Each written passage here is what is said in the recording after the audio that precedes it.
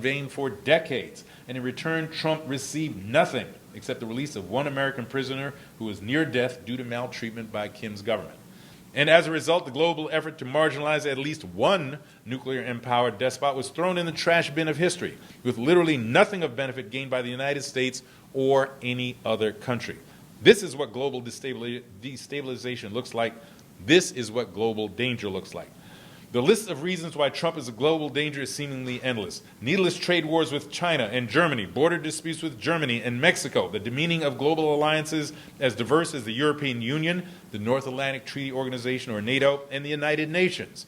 And as imperfect as this world has been since World War II, we know from past history, ladies and gentlemen, that global warfare can flare up due to the assassination of an archduke, resulting in the deaths of over 20 million people, which directly led to another war in which more than 100 million people died.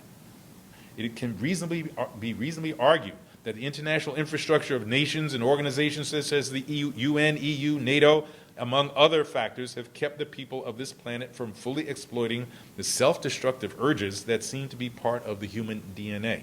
For Trump to meddle with this very delicate balance between global war and some semblance of peace is to play a game called Dance with the Devil. And here's the spoiler alert: the devil always wins. In describing the very real dangers of the Trump presidency, dangers faced by the American people and the people of the world, we should not conclude on a hopeless note.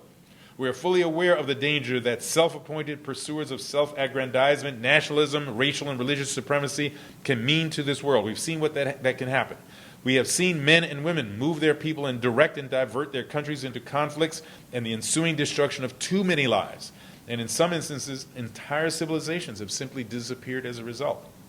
Countries such as Brazil, Egypt, North Korea, the Philippines, Turkey, Italy, and Zimbabwe come to mind immediately, although there are many, too many more.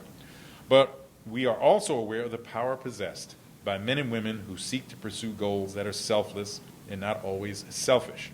We know that the instinct to survival has motivated and propagated the species called Homo sapiens, and I truly believe, ladies and gentlemen, that the instinct for survival will motivate more than enough people to overcome the depredations and dangers presented by Donald Trump and other pretenders who believe that the path to their success depends on global disarray and disruption. In closing, hope, faith, goodwill, and the instinct for survival will prevail. Thank you.